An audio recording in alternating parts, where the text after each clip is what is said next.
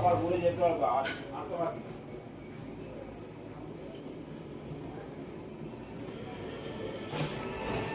দোকান থেকে এসে খাওয়া দাওয়া সেরে আবার জীবনের কিছু অভিজ্ঞতা নিয়ে আপনাদের সামনাসামনি আবার কিছু বলতে এলাম।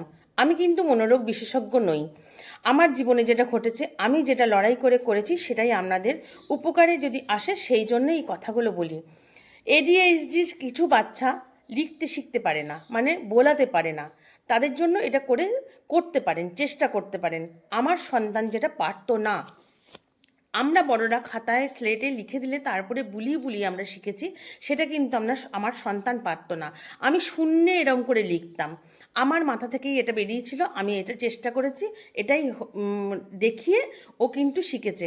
এইভাবে অ লিখতাম, এইভাবে ক লিখতাম, এইভাবে এই লিখতাম। ও এটা দেখে দেখেই লেখানো এবং বোলানোটা শিখেছিল, লিখতে শিখেছিল। আর আবার বলি যে আমি কিন্তু মনোরোগ বিশেষজ্ঞ নই।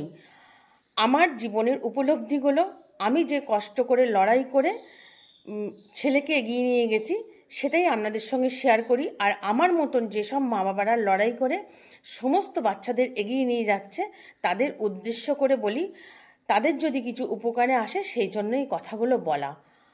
আর যেমন রিডিং পড়াটাও পারতো না। আমরা যেমন আমার নাম, আমার গ্রামের নাম যদি কোনো গল্পে থাকে এইভাবে পড়ি, সেটা পারতো না।